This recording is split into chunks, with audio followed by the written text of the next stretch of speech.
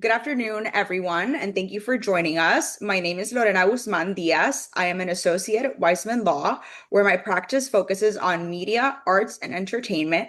And on behalf of our firm and Blueprint Screenwriting Group, I'd like to welcome you to today's virtual seminar, Turning Creative Work into Momentum from Idea to Career.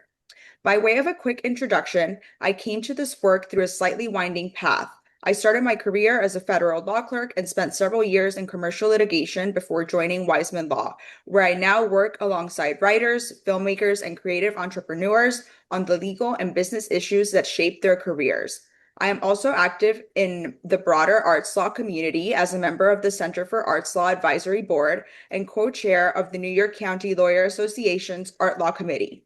I share this not as a credentials reel, but because the conversations I have with creative clients every week are exactly the conversations that inspired this panel, and I'm really glad you're here for it. I want to take a moment to set the stage because the question at the heart of today's webinar is bigger than craft alone. It isn't just how do you become a writer or creative. It's how do you turn the work you're already making into actual momentum and a career that can sustain you over time. Creative careers today look very different than they did even 5 or 10 years ago. Writers and artists are no longer evaluated on the strength of their work alone. They're expected to develop a distinctive voice, generate consistent output, navigate development pipelines, build a public presence, understand contracts and ownership, work productively with collaborators, manage rejection, and somehow protect their creative joy through all of it. This is a remarkable amount to ask of any one person, and yet it's the reality that working creatives are operating in every day. What we wanted to do today was bring two people together who think about that challenge from different but deeply complementary angles, the artistic and the structural, the creative and the legal, and have an honest conversation about what it actually takes to move from idea to career. And with that, let me introduce our speakers. First, Timothy Cooper. Timothy is an award-winning writer, director, and educator whose work spans film festivals, television, digital media, branded content, and writers' rooms. He is also the founder of Blueprint Screenwriting Group, where for over a decade he has coached writers at every stage of their careers, and he teaches at NYU Tisch. Timothy brings the perspective of someone who has lived inside the creative process, the development of cycles, the feedback loops, the labs and fellowships, the long game of making work that travels, and has helped hundreds of other writers find their footing in it. And second, Adam Wiseman. Adam is the founder of Wiseman Law, a media, arts, and entertainment law firm here in New York, and my colleague. Adam advises writers, filmmakers, content creators, and creative entrepreneurs on the legal and business foundations that support long-term creative careers. Everything from contracts and ownership to collaboration structures, representation, and the leveraged decisions that quietly shape our career years down the line. His perspective is the one creatives often wish they had access to before their first big opportunity. And today, you'll get exactly that. In terms of how we'll spend our time together, we've structured today as roughly 35 to 40 minutes of moderated discussion across three core topics: turning creative work into career momentum, the business and legal realities of creative careers, and resilience, visibility, and longevity in a public-facing creative life. After the discussion, we'll open the floor for about 20 minutes of audience Q&A. You can submit your questions at any time using the Q&A function at the bottom of your Zoom window, and we'll get to as many as we can at the end. One quick note before we dive in. Today's conversation is intended for educational and informational purposes only and is not legal advice or a substitute for consultation with your own attorney or representation. So with that, Timothy and Adam, thank you both for being here. Let's get started. Awesome. Thank you for having me. Adam seems a little less thrilled. Adam he texted me that his computer just shut off. So I think he's having Oh, some technical issues, I'm but there back. he is. He's I'm back. he's back. back. He's I'm back. having a lot of technical issues You were today. you were frozen in a very flattering position though. Like it looked like you posed for it. So well Listen, done. I felt it coming, so I did. Thank you for that. And hopefully all of my future freeze poses are just as flattering. But thank you so much, Lorena. Additionally, we are live streaming this on LinkedIn. So if you're part of the LinkedIn audience, by all means, feel free to add in something on the chat. If you have questions as we go, I'm going to try to answer them as they come up. But like Lorena said, we are going to be setting aside some time towards the end to just brute force through as many questions that come up. If anyone has really specific legal questions they don't feel like paying a lawyer for, maybe ask. We'll see if we can get an answer. I know there's a few lawyers in the audience right now who I'm sure will want to chime in as well. But that being said, it is a pleasure to have my friend Timothy here. Timothy and I have been buddies for a few years. We've had the privilege of just, going out in Brooklyn and just really talking about the industry and our perspectives from it. And I think, probably most of the people in the audience have an understanding of what an author is or what a playwright or a screenwriter is.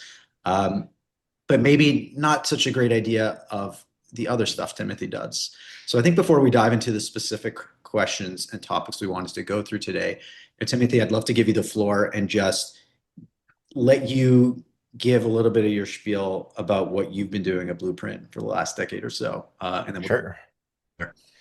Sounds great. Well, thank you, Adam. Thank you, Lorena. And thank you for everyone being here. Yeah, so I'm a writer, director, and script consultant, and that covers a lot of ground. And I've done probably almost nearly every type of writing that exists. I'm sure there are more out there, but it sometimes feels like I've worked in every part of this industry. So for me, that means writing and directing lots of short films, web series, videos. I've worked on commercials, podcasts, video games, documentaries, fiction, theater, interactive theater, musicals, you name it, and also corporate writing. I was a reporter and food journalist and restaurant critic for a long time and worked in for digital various startups as well on the content side. So you name the type of writing, and I've probably done it. I was also an editor and copy editor and proofreader for magazines, books, romance novels, children's literature, you name that. So if you can name a type of writing, I've probably worked in it or edited it or proofread it or had some hand in it or been involved in some way. So that, and all of that kind of led up to what I do full time now, which is write, direct, and work as a script consultant. So what a script consultant means, well, I didn't even know what it meant. I just kind of got into it because I was doing what's called, many of you may be familiar with it, script coverage for various companies. And what that means is you read scripts. First, I started in theater and then transitioned to film. And so I was reading screenplays for TV pilots and feature films for many different companies and providing an opinion on them. And it's a formal opinion. You grade it on different levels, from 1 to 10. You say if it's a pass or recommend, or watch this screenwriter for the future. Like this screenplay isn't for whatever company I was working for, but we should watch this writer for the future. And then you summarize it and you evaluate it in detail, sometimes many pages of script coverage of your opinion of it. And it has to be kind of dispassionate and factual while also providing some sort of useful, helpful feedback from my position. So they have to trust you. And after a while, those companies really started trusting me and started asking me to rewrite some of those or give very specific, very targeted notes to help the writer rewrite it. And eventually I transitioned that into a business in which I do exactly that, but for individuals. And so I work for individual writer directors and actors who are working on their scripts, and for companies that need work on a script. They've purchased something or they've given notes on something, and the writer um, needs some help to implement that. And I also work just word of mouth with a lot of people in and not in my union, the Writers Guild, um, in which I help them figure out what their script is about and how it can be the best version of itself. So sometimes that means starting from a draft, or a draft that a studio or production company gave notes on. And other times it means just we're starting from an idea and helping them flesh out that idea. What would that look like? How could it be the most So let's commercially hone in on viable that. version of that? Yeah. Let's hone in on that. What are you doing? Like, what are the qualities or the features you're identifying, let's say, with your clients, um, as I to help them figure out ideas that might be worth committing to Mhm. for an extended period of time? Because of course, Yeah. as we know, these projects aren't typically one and done in a month. It can be years and years of development work. Yes. Yeah. Exactly. It's going to be years of your life in a best case scenario, sometimes decades. So to figure out what that idea is, um, can be tough for sure. But typically, either someone is obsessed with a certain idea, so we're working on that, or they have kind of a sense of a few different directions an idea could go. And so we hone in on what is actually has depth and could create a film event, right? Things have to be events, whether it's TV, film, short film, podcast, um, an article, even a short story, even a novel. It has to feel like something that people would be willing to talk to their friends about and say this was something really exciting. This is worth going to the theater for, or worth going to Netflix, even Netflix for. You have to still stick with it, stick with an idea. So it has to be something that contains a ton of potential, that has what we call the promise of a premise, right? So there has to be something there that's example, just as off the top of my head, it has to be more than just my coming of age when I was 13 or whatever during the summer. It's like, okay, that's an okay start. That's not bad. But where is the event there? Where is something that makes it pop out, that makes it stand out in some way that's unique and exciting? And that doesn't mean there need to be like aliens in it or monsters or UFOs or whatever or car chases necessarily. It depends on the genre that you're going for and the tone that you're going for and figuring out your voice, which is a discussion I'm sure we'll have today as well. But there has to be some unique element to it that makes it grab an audience's attention. So that's one of the top things we're figuring out. But on the other side of it, you can't just be going for an audience because you don't know what your audience is, if it's that can actually choke the creative process. So one of the first steps is figuring out, what do you want to say? What do you want to say with this piece? Um, what message is burning inside of you?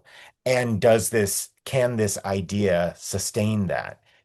What is the best version of an idea to get that message out into the world? And then to do that, of course, the message has to be something a little bit different from what we've seen before. It can't just be like, man, growing up is hard. Yeah, that's an okay start, but it's not specific enough. It's not unique enough. It doesn't pop out enough in a crowded marketplace. So it's like, what about growing up is hard? Oh, you ran away from home and were on working on a cruise ship, but you lied about your age. Okay, now we have something that's getting a little more specific, a little more interesting. There's something there. So it depends on the story that you're trying to tell and the message that you're trying to deliver. And does this have enough tension, excitement, and uniqueness to make it be worth sticking with for months and years? I wanna hone in on the uniqueness point. Now, Yeah, something that Lorena and I see a lot these days is, we work on a lot of different types of productions, but what a lot of writers and early stage producers, or even producers who've been doing it for a long time, and even performers and actors are trying to do is they're taking a concept, producing it themselves, and then putting it online as a sort of calling card, or proof of concept, not just of the specific thing that they're creating, but as sort of like their identification piece. This is yeah, their coming out piece, or something that they're going to use as a test run for a much larger thing. sure. What what are you looking at, or how are you,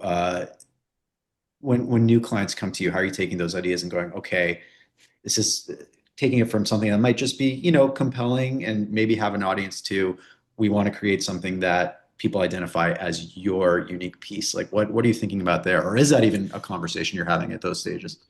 Yeah, I think it's never too soon to have the conversation of what format does this best lend itself to, and what are you most capable of executing?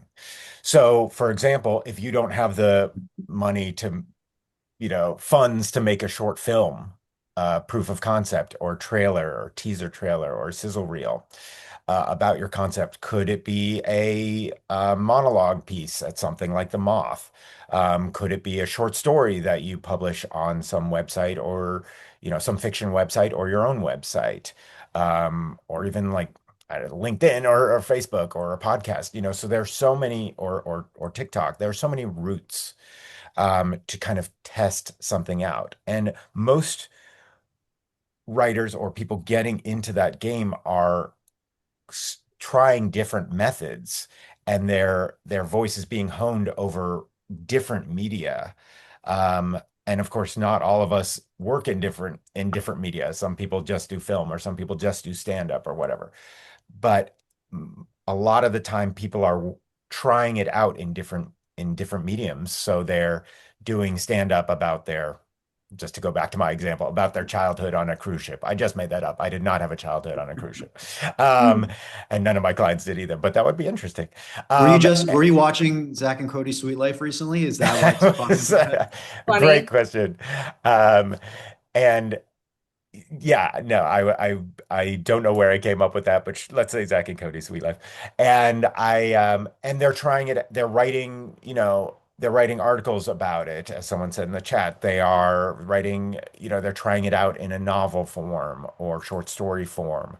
They're telling stories about it to their friends even.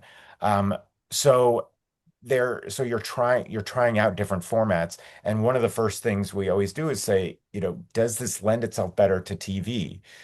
Is this only big enough to be a short film, which is usually in the 5 to 10 minute range? Mhm. Is this better as a theater piece because it's all taking place in one, it's mostly you talking, and it's about your, often very personal, and it takes place in one space. Oh, maybe that would be a better one person show or one act play or feature So in length, 20, in right? 2026, I mean, you're someone who's dabbled in it sounds like every format and medium Yeah. at this point, but are you telling people that are coming to you to pick a lane and stick in it, or are you really Hmm. helping people experiment and figure out all the different formats? Yeah, I that is a tough question to answer because the answer is both. Um, because I think it's creatively limiting to say I need this, I have this one destination and that's the only thing I'm going to head for. And it has to be, example, like a $15 million feature. That's the only thing I'm aiming for. It's like, well, then if that doesn't go forward, then you're just kind of stuck. So we want to figure out, what is this? What are a few options here that where you could start to experiment with this story? You don't want to just stick yourself necessarily in one lane.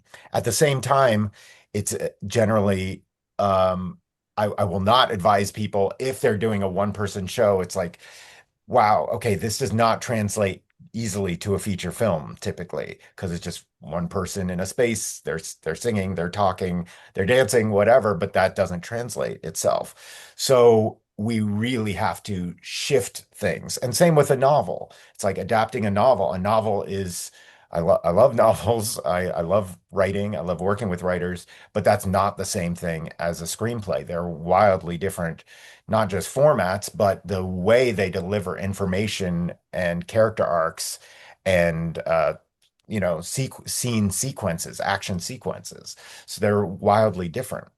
So the first step is really not closing ourselves off to answer your question. It's a brainstorming process to see where is this going? What are you trying to say? Where is the promise of this premise? What could it lend itself to? Is this bigger budget? Is this smaller budget? Is this a stage show? Is this more kind of introspective, or you like to go into people's heads, then it might be more novel or short story. So we're really doing a blue sky at the beginning and trying not to limit yourself and really seeing what are all the where is all the potential in this story, and then figuring out from there, okay, could this be a short film proof of concept first? Could this be a monologue or an article first? Starting out small and then building from there. Sure. So, I mean, if people are coming to you, they obviously are already contemplating working with somebody else, getting feedback, getting Yes. some advice, and not being a sort of isolated artist in their room without leaving. And I think it's interesting because a lot of folks that aren't familiar with the spaces probably have this idea of an artist like Yes. on a Yes. remote cabin by a lake with a Yes. typewriter, not talking to anybody. Yes. But that's not truth. And we had, speaking of novelists, we had our friend Gabrielle here a few months ago, and she spent a lot of time talking about how important just joining groups of other authors for her novels have Yeah. been, just to sit. I would love to hear sort of misunderstandings you see a lot of early on artists have or early writers have when it comes to working with other Mm. writers or in writers' Yeah. rooms or fellowships or workshops, and then how things really play out in real life when you're working with these new writers who are coming to you, or not even necessarily new writers, just writers that are coming to you for the first time for your Yeah. assistance, what that looks like. Yeah, great question. I could go on and on about this, but one of the first most important parts is you need feedback. You need feedback, whether it's from someone you live with, or a writing group, or peers, or mentors, or script consultants. You need feedback. And the earlier you get feedback, the better. And that is something that people usually don't get until the second or third time around, and or sometimes the first time, where they consistently say, I wish I'd worked with someone or gotten feedback sooner. Because what people and everyone works differently and writes from different perspectives. So I definitely understand where some people need to write a first draft, and they're kind of figuring out what their story is, and then they will come to me. But the better way to do it is to come sooner, or at least start getting feedback from friends or whoever, or your writing groups, etc., sooner. Because that is the way that, I will just say, from my experience in screenwriting, that is the way Hollywood and a lot of businesses work. Not novels a little less, maybe theater a little less, but at least in film, getting feedback from the beginning is how the business works. You often do not pitch a whole screenplay. Rather, you pitch a concept, which is called a take, right? You pitch a take on a property, on IP, on intellectual property. So you'll say, I have this take, or I have this original idea, but it will just be one sentence or a couple sentences. So you don't get to pitch a whole screenplay. You can't say, trust me on this. The concept itself has to already be really strong. And so to wait until the kind of end of the process, I always compare that to, you're like, look at my new house. Do you like the paint color, the wallpaper? And it's like, wait, the foundation of the house isn't even sturdy. Why weren't we getting feedback on this house from the very beginning? Um, that is the better way to do things, is getting feedback. And the reality is, in Hollywood, you are pitching something from a core idea, from a core take. And if people are not on board with that, they won't listen to the rest of the pitch, or you'll see them tune out or their eyes glaze over. I've been in those rooms. I've been part of those pitches. So you're So hitting on a few of our buzzwords like IP and business, and we'll get back to that in a moment. But sure. the follow-up question I want to ask you before we kind of shift gears Yeah. is, understood on feedback. How are you coaching your writers not to lose their own voice though, when there are so many Yeah. people giving them input? Yeah, it's really hard.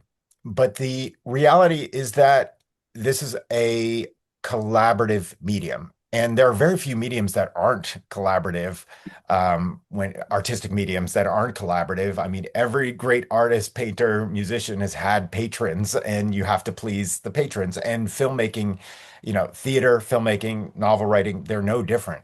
Filmmaking, unless I always say, unless, your uncle is a billionaire, and so you just have, infinite funds and can make whatever you want, you're going to have to ask someone for money at some point because filmmaking is tremendously expensive. Even a short film is at least 20, 30 plus $1,000. So unless you just have that money sitting around, you're probably asking for feedback. And even if you're, or for funds, and even if you're not, you still need to have that idea that other people collaborate on. You need a cinematographer, you need actors, you need producers, you need effects, you need a colorist, you need sound design. So it's still a collaborative process. You need to get people on board.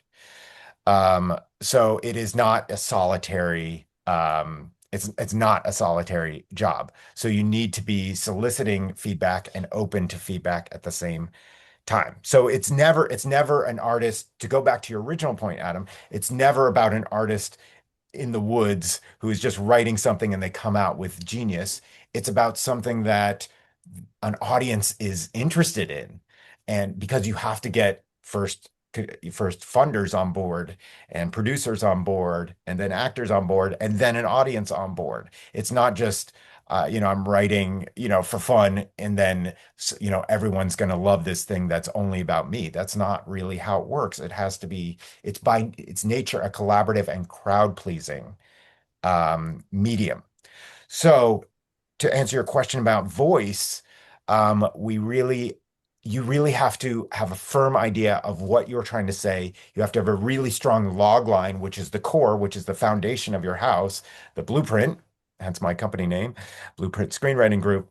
You have to have that in place and know, so I always help my clients determine what is our log line and what is our thematic statement and use those as our North Stars as we're writing so that your voice isn't lost.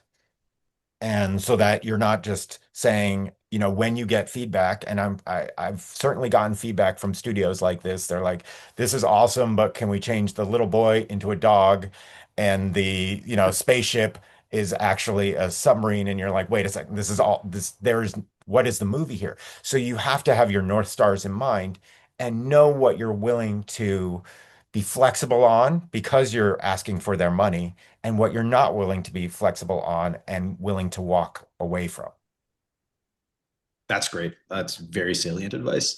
Um, so let's shift gears slightly. Yeah. You have sent us a few authors and writers and filmmakers in the past that we have helped out. And I'll just say that unfortunately, some people that come our way coming to us a little bit too late. And the Yes. reason Yes. the reason I say that Yep. is to give the very basic copyright 101 underlying all this stuff is, Timothy talks a lot about collaborators. The second you have somebody collaborating on a project and contributing to a piece of art, whether it's a script or a book or a commercial or really anything that involves taking ideas from here and putting them on, the word processing or a piece of paper, you have copyright coming into existence. And the biggest single issue that we see with, I'll say, writers maybe creating their first short film as sort of a calling card for themselves, or filmmakers coming out of film school and getting a lot of in-kind participation as opposed to necessarily paying their crew, is that Yes. they are neglecting to paper all this stuff in terms of who owns what. Um, do you ever have this chat with people you work with on your end? Because I know my biggest complaint talking to, Mhm. I'll say, people coming out of school as a screenwriter or a producer is they rarely talk about this stuff and they're rarely taught these things. And we encounter Yeah. so many after the fact problems as a result. Yeah, same. I work with a lot of people who come to me only when they after there's a problem. And the problem is often something like, I collaborated with this person, this friend, this business partner, writing partner, and now they left the project, but they said I can't work on it on my own, or they want to take it in a different direction, or they took it to this producer, so now they want two-thirds of it, and we didn't have any contract or whatever. So, and it's often, I've seen it often be the produce broken friend, be the thing that breaks up friendships.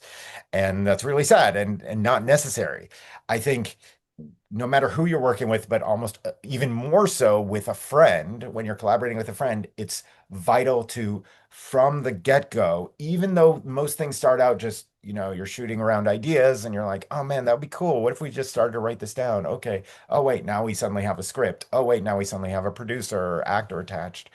Wait, now there's money involved, and that's when it's too late, like you said. Exactly like you said, Adam. So, especially when it's friends, but it doesn't matter if it's friends or strangers, to make sure you are getting just a written agreement of any sort in place, because I've seen so many friendships break up because people go different directions. They don't have time for something. They wanted to take the story this way, but you wanted to take it that way. Someone realized that suddenly money was about to be involved and they want more of the money and you want more of the money. So just the sooner you can get something on paper, even just a simple agreement.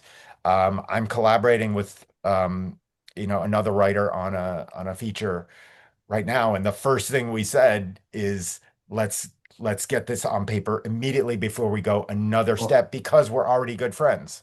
that warms my heart. Yeah. That's wonderful. And it doesn't have to be it can push tell me if you agree, you can push things down the line in terms of specifics, but just a Yes. one page or two-page document that's just Exactly. saying, So much of what we're doing these days for a lot of our clients is just putting together things we'll call like a letter of intent or an yep, attachment yeah, agreement or a shopping agreement. And it's these yep, variations on these short form agreements saying like, we're working together. This is what we're creating. This is what we're intending to do with it. And by the way, if things fall apart, it's frozen. Or if things fall apart, this is who it goes to. And it's that last piece that is yeah. so crucial at these early stages. And you don't want to Ex think about it. And I think it's no. it's Lorena and I work across the creative industries as lawyers, and it so often feels like what we're doing is antithetical to what our clients are creating. But the reality is, there's this one thing you need to think about of what if things don't work out? And it's not what you want to think about at the outset of something that Oh, you're of working with course a not. friend Yeah. or someone that you are so excited to collaborate with. But the reality is, it's the best time to have that conversation because you do like each other at that stage. Because the second you Right. don't, it's you're just going to be fighting. Then you're adversarial, and the stakes Exactly. only get higher as it continues. And look, the best, almost a best case scenario, or a frequent case scenario, is that nothing will ever come of it, and then great, but now you have a template for future relationships, Yes.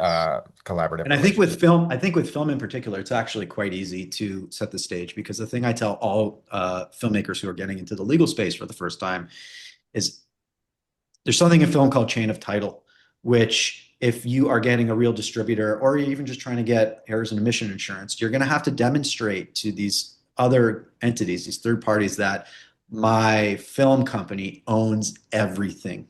Because no one's going to want to take your film if there are 10 people claiming ownership over it.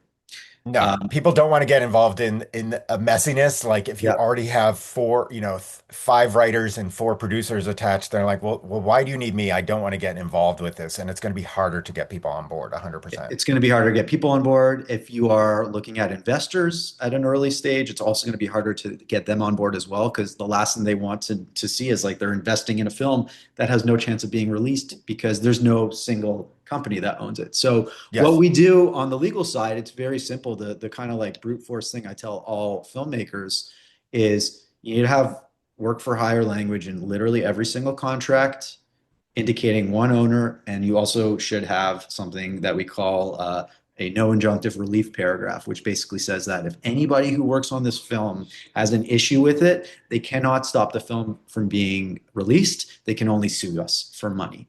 And if you have those two Yes. pieces all directing back to one entity or one company or one person, then all of these issues about ownership and distribution and who gets to control what get minimized to a significant degree. Of course, there are 1,000 other considerations that you have to Yeah. take into account as you are developing the legal structure for a film. But that is your starting point, saying like who owns what is a major, major piece. And going back to working with collaborators, if the idea is, look, we're co-authors on this and we want to co-own it, that works for a period of time, but you do need a game plan of like, okay, if we're really producing this thing together, are we creating, let's say, a single purpose LLC to just own it and hold on to it, Yeah. which is so much cleaner than just having a bunch of random companies co-owning something together, which I have seen. Yes. I have seen that too, and I've just seen so many projects, like you said, get stopped in their tracks just when the money came in because Yeah.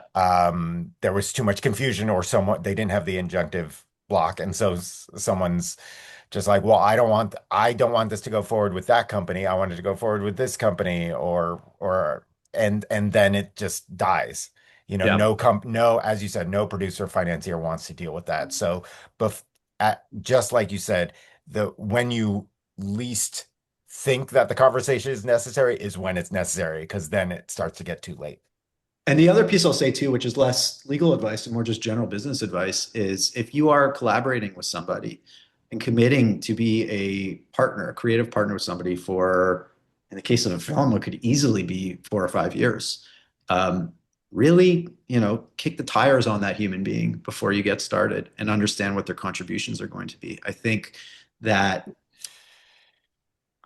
writers who are trying to get into the business, um, will often have people putting themselves out as producers, saying, "Hey, hook up with me, and I'll get you funding, or I'll."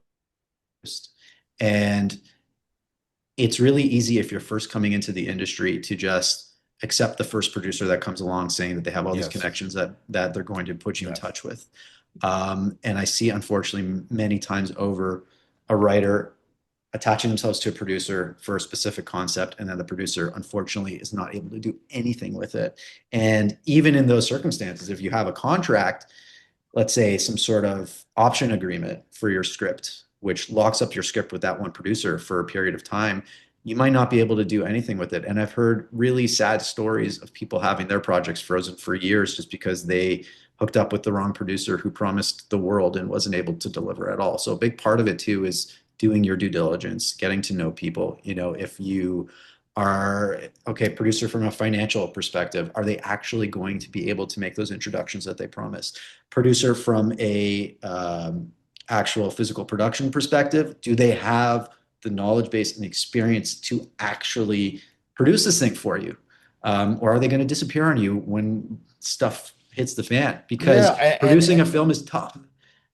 and people are and writers, I'm one of them, can be desperate. And Yep. so when that first producer comes along, I experienced this myself. This manager producer came along for a previous property of mine, and then it was like tied up with this company for years and nothing happened. And I was like, well, I should have vetted that person more and really talked to them and said, like, what is going, like, what is our actual plan? And let's look at your resume. You need to test them as much as they are Yeah. testing you. We're not Yes, writers are desperate often, but if you're so desperate that you're selling out this work that you did, that you worked really hard on, and it's not going to go anywhere, or you're being taken advantage of, then what was it all for? You really Correct. need to value your own work. You have something to contribute to your reps or producers or directors or actors just as much as they have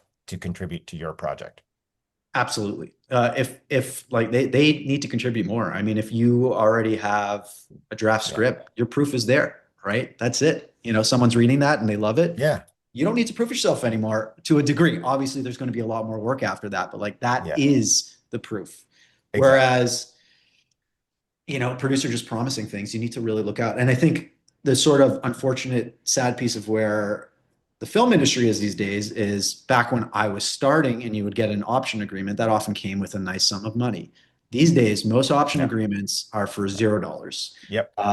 And that's where things have moved. So you have to be extra careful. I think from a practical perspective, the thing I've been telling clients in those positions is, okay, if you're getting $0, you shrink the time period or you include outs. You give yourself a right to terminate if nothing's Have happening within the outs. first 3 months. Exactly. Yeah. Exactly. Right. We should both have outs. If they could have an out, I can have an out as Yep. the creator. Yeah. Exactly. Exactly. So, it sounds like you've seen some issues in your own career even. And I think every creative, unfortunately, needs to go through a situation where they get a little bit screwed in order to really appreciate how bad things can get. And then, more importantly, avoid much bigger situations as your career does grow. Exactly. It's similar to no one thinks they need backup on their computer until they Mm. not speaking personally at all, but pour a glass of water on their keyboard accidentally. Or get And or then get Claude to delete literally everything. But or that, or that, yes. So then you're like, oh, I do need backup, but it's really hard to understand until you go through that and see a project die because you didn't have that agreement in place, or see a friendship die, which is really sad. And so then you realize, oh wait, contracts are important no matter what, even it's just, one page. That's fine. Yep, Just to get one page. started. And I think getting that in your toolkit as any type of artist early on is important, and it helps to build long-term resilience. And part of what we preach on our side is like get comfortable with the idea of handing somebody an NDA, right? It's not that big of a deal. It might seem like a big deal the first time you do it, but once you kind of flex that muscle a few times, you have somebody who's interested in your project, you go, hey, sign this one-page confidentiality agreement, please. Right. And It's like everyone, yeah, there's a way to test, is everyone in this circle serious about this or yeah. not? And I've actually had a situation where and I've talked to many other writers who've had this too, where I told some, producer, I was like, this, great, thanks for sending me this contract. I'm going to send it to my entertainment lawyer. And the producer said, wait, why would you need to do that? Don't you trust me? And I was like, this is a big red flag. And thankfully I was able to recognize that. But it's like everyone should be used to this. This is if we're all professionals here, this is how it's going to go. We need to be able to everyone should be used to this scenario.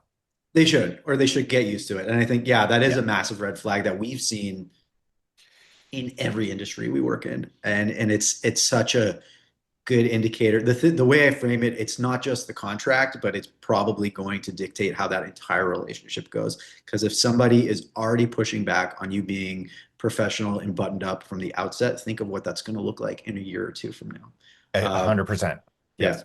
So it's a really good flag. We've got about 10, 15 minutes before we wrap this thing up. So I will absolutely encourage folks to type questions in the chat if they haven't already. But as we're waiting for those to come in or not, let's go back to the idea of working with lawyers and maybe working with other types of professionals like managers and agents and really thinking of building out your team long term. How do you advise the writers you work with about figuring out when it's time to sort of rip the band-aid off and look out for professional representation? Yeah. Well, that's a really detailed conversation. The condensed version is I have rarely seen it be a good use of people's time to seek out representation by sending blind queries and lots of letters and stuff, because the reality is managers and agents make money off of you. They make 15% or 10% respectively. So they are making money because you are making money. So they are already seeking out successful scripts and short films and feature filmmakers and festival winners and contest winners and um, people that were recommended to them came from playwriting world, novel writing world. There's all different ways that it happens. But it is very rare that I've seen it be worth the time for someone to send hundreds of letters out to reps and say, did you know about me? Did you know about me? Because the truth is people are already looking for talent that can make them money because again, they're only earning 15% or 10% respectively. So they are they are rarely seeking out, oh man, I just got this letter from someone that I never heard about. It happens, but it's very, very rare. The better, more productive route is that you are getting your stuff out there in the world and it is getting noticed. And why is it getting noticed? Because it is making money or making waves in some similar fashion. So the most common scenario I have seen by far is that managers and agents come along when you least need them. And you least need them because you're already having some success. You're already seeing some success. You already won some festivals, or you're already getting your stuff made on your own, or you're already building an audience on your own, or your scripts are already getting out there and making some conversation on their own. So that's the constant, that's the problem with life. It's like when you least need it is when the opportunities come along. But I just think sending scattershot letters out there is rarely the best way to do it. Rather, using the contacts that you already have and saying, "Oh, your friend that friend who has a representation. Oh, do you happen to know if they might be interested in this type of work that I've been doing? Do you happen to know if they're looking for anyone?" That's almost always the way that it goes, or they reach out to you rather than the other way around. Yeah, yeah. So And it's I it's could just say not I a get yeah, I get a lot of writers and other type of talent and artists reach out going, "Hey, can you introduce me to a manager and agent?" And I can say from experience, more often than not, when I make those introductions, it's a non-starter. yeah, So that's really good advice. Don't waste your time just like yeah. They're trying to find an agent. they're already overwhelmed, and Yeah, the better use of your time would be proving yourself. And I love the analogy of your train moving out of the station. You should be moving your own train out of the station, and that can mean different things for different types of writing, directing, filmmaking, acting. Um, it doesn't mean you necessarily, have a blockbuster feature or something like that. That's pretty hard. But somehow your train is already moving. You're already making waves. You're already making things happen. You're writing a lot. You're doing readings. You're making short films. You're doing stand up. You're recording your sketches, whatever it might be. There are many different routes. You're getting stuff published, even if it's on your own website. So you are moving your own train out of the station. That's when people will want to get on.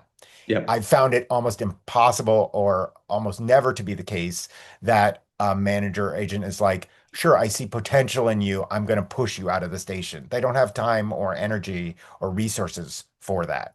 They want to yeah, get yeah. on an already moving We've train. got a lot of questions popping up in the chat. So if we Great. need to run a little past one, assuming Timothy's game, we'll do No that, but we'll problem. see.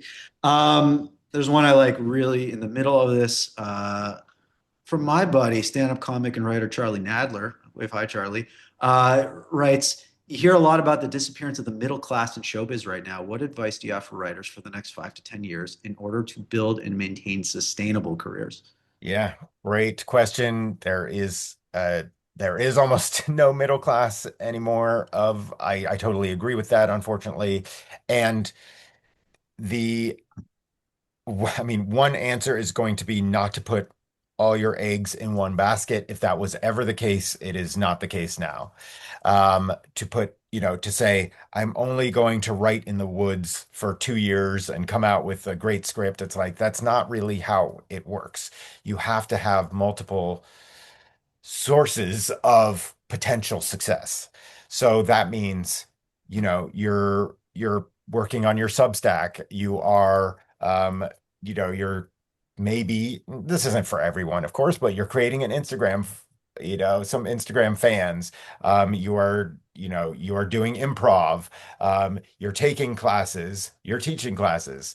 You are making short films, or even just, could be video, just short videos that are really fun or that speak to your voice that cost $0. So you're finding multiple ways to sustain your creative career.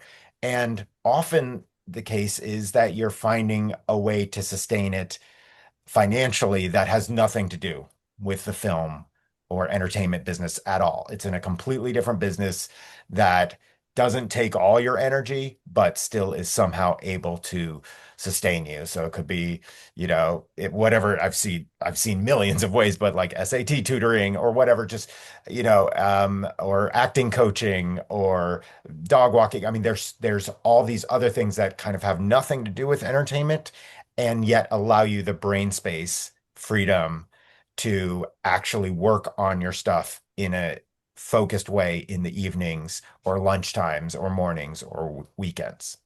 It's difficult. It's a difficult question to answer. And what we talk about at our firm all the time is less about like becoming a giant mega talent and just sustainability over a period of time. And I think one of the also tough things we see is the like content creatorification of other Yes. types of artists. And I know especially writers are not necessarily people who want to put their No. face in front of the camera and start telling their story. And it's a really tough pill to swallow for a lot of folks. Yes. But on this at the same time, proving that your writing is works for the screen is really vital. So putting something out there where Yeah. people can watch it or listen to it rather than just trust that this script is probably going to be amazing. It's like people would much rather watch or listen to a podcast or watch videos, whatever it is, than read something. So can you have evidence that Yeah. your writing actually translates to the screen and makes us scared or makes us cry or makes us laugh or makes us tense? That's what I we're think, looking for. and I think it's always been an uphill battle before Yeah. where we're at today, before social media came Yeah. into play. And I think that the nice sort of counterpoint is if you have the ability to do it, or if you have the drive to do it, you can build an audience yourself without having to rely on studios. It's a hard uphill battle still, but For it's a sure. different means of going about it. Let's see. Ann Wolfson, a fellow lawyer with a lot of copyright concerns, asks, like first question, have you gotten works to review that you think were written by AI? And if so, what did you do? Yes, I have. I've usually I understand how it can be used to help you kind of brainstorm, but I can see it instantly because I can see there's no voice in it. The I Once I get to know someone even a little bit, I can start to understand how they think, what they think about. And voice is famously hard to define, but it's basically what are you obsessed with? What are you interested in? How do you express your ideas? What is the tone?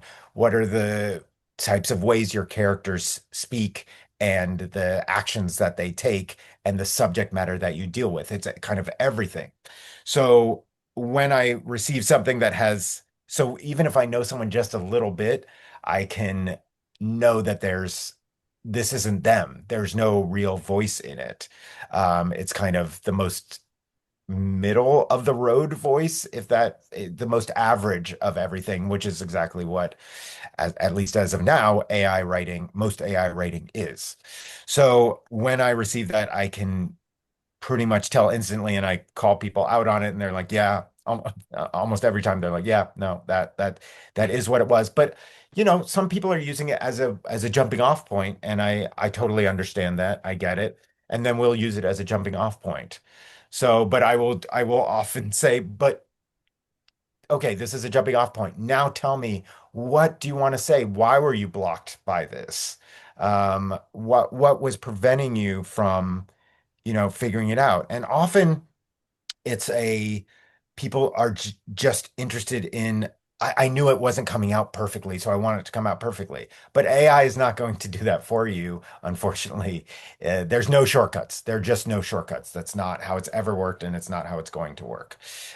It is about struggling with an idea and figuring out what am I trying to say? How am I going to say it? What are the series of milestones that this character is going to go through? What are the obstacles that they're going to face? How are they going to overcome them? That's only worked out by struggling with it. AI is just going to come up with the most generic version of that, so I can pretty much always tell, and it doesn't. It's a jumping off point at best. Great answer. Fiorella asked a couple questions pertaining more to legal stuff, which we'll address really briefly. Is there a place we can get a general NDA? I don't know offhand exactly where you could find that, but I will say that there certainly are resources where you can purchase an NDA online. And of the universe of documents that us as lawyers come up with, they are probably one of the more boilerplate ones, I'll say. So if you do purchase one online, stress test it. Make sure you understand it. I think the biggest piece is if you are not hiring a lawyer to draft a contract for you, if you are going to hand that to somebody else, make sure you understand every single sentence that's in there and that you can explain it and then you can appreciate why it's in there. That's not legal advice. That's practical advice or Yeah. really just educational piece of information. You should never use a document that you do not understand. And I'll just leave it at that. Yeah.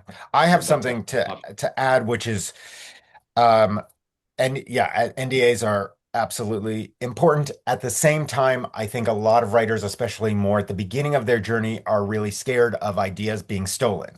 Yes. But you have to get your ideas out there. You have to do readings, you have to send it, share it with producers, you have to share your short film with producers, And you a have to lot of share producers concepts. will often say, we will not sign your NDA. In fact, if you go to a larger studio to They pitch will your ask idea, you. Yeah. they're going to force you to sign something saying, hey, Yeah. if we incidentally make something that looks like this script or this pitch that you gave us, too bad. Which you kind of just have to deal with. You just So, have to deal with it, and you have yes, to your goal is to get your idea out there. There are correct. very few absolutely original ideas. Yes, Correct. stuff occasionally gets stolen, but you want to get your stuff out there is the first goal. So Your ideas, yeah, your ideas are not protectable. Your execution of those ideas is what's is what's protectable, and that's protectable. where copyright comes into play and where you should be thinking about registering copyright, potentially sending your script to the WGA. There's no harm there, although Yeah. that's not as helpful. Fiorella asked another question. If we're putting a writing out there publicly, like Instagram or something, is there a concern that Instagram would use it to train its AI? Yeah, their terms and Yeah. conditions, understand what they're doing with your stuff. And the thing we've said even before AI came into the picture is anytime you're posting stuff on any social media platform, assume that someone else is going to use it. So you have to be precious with that. If you are launching a test run for a show, for example, and you want to just put a whole bunch of assets out on Instagram, make sure you are protecting it in the back end before you put all that stuff out there, or know that the stuff, those little promo pieces you're putting on Instagram can't be too precious. Kind of look at it that way. I think anytime there's a big difference between going out to fellow producers and studios and screenwriters and giving them your ideas versus literally putting it out into the world. Right. So just know that the second you put something on social media, it's there. It's there for the universe to do what they want with it. So make sure you're taking a step back and that your foundational protections are there. And your goal as a writer, as a filmmaker, is to get bigger and bigger entities that are able to support your work, such as production companies, studios, and executive producers and financiers on board. So to do that, you're going to have to get your stuff out there to them, but you don't just want to go with anyone, you want to stress test them, as Adam said, and they're not in the business, generally speaking, of stealing stuff. They didn't get there by stealing stuff. They got there because they wanted to work with this creator, this writer, this filmmaker. So your goal is to prove there's no other. I executed this so well that you're going to want to get in business with me because I have a voice. I'm developing my voice, not. And so it's almost never the case. Like I had this idea and it's so amazing that the studio wants to take it. They're not in the business of stealing stuff. They're in the business of working with filmmakers who are making stuff that can make them money. Yep. And I think that kind of also speaks to this idea of putting yourself out there as a creator, Yeah. building an audience, having a voice that is easily recognizable, whether that's on social or in real life through panels you're giving and things like that. So people can identify you as someone who's going to execute on things in a certain way, who has a point of view. And it can go beyond just the scripts and the pitches that you're making. Um, there's a bunch of other great questions in here, but we are already hitting 1 o'clock. So I think what we'll do is invite people, if you have follow-up questions, to reach out to us. I'm not going to put Timothy on the spot and say he's going to answer questions, but what I will do is give the floor to Timothy. If you have any sort of parting words you'd like to leave with the audience? Yeah, I would say it is it's a marathon, not a sprint. I'm sure you've heard that before, but I cannot emphasize that enough. And I learned that anew every year I'm in this business. Um, there are, like I said, there are no shortcuts. AI might be a tool that we can sometimes use as kind of brainstorming, but that can't live a life. It can't struggle through a story for you. And there's also no shortcuts to writing quickly. It is all about iteration. So getting a draft on the page and then rewriting it and testing it and doing readings and getting feedback from people you trust and then rewriting it. And then even if you get lucky enough, fortunate enough that a studio or reps or producers come on board, they're going to give you more notes. And then when you're on set, it's going to change even more. And then I've been on set and then it rained that day. So it's like, oh, cool, change all the outdoor scenes to indoor scenes. That has happened. So, and then you're rewriting more on the fly. So there is no such thing as a final product. So that is why it's a marathon. You have to enjoy the process of creating and you have to keep creating. You can't just say, I'm going to work on this one project and it's going to vault me into the stratosphere. Um, After I worked on it for 5 years. It's like you need fingers in different pots. You need to be working on one project and give it your all, and also have another project that you're working on the side, and then a third project that you're planning. So it's really all about the sustainability of a career.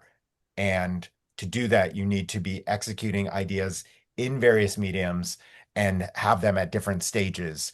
It's not just about, I'm going to do one thing and then suddenly I'm going to make $1 million. I don't know if it was ever like that, but it's definitely not like that now. So just think of it as, am I enjoying this process? Am I enjoying creating? Then you'll never be bored and you will not be sad as often because you're always creating something. I think that's what's most important. That's great parting advice. Thanks so much, Timothy. And thank you for joining us. It's been a pleasure having you here. Um, Likewise. we will be announcing our next webinar, our May webinar, sometime in the next week or so. Stay tuned. Just say it's going to be wildly different from this one. But this webinar will be up on YouTube in a couple days. If anyone wants to rewatch, by all means, thank you all for attending, and we hope to see you at the next one.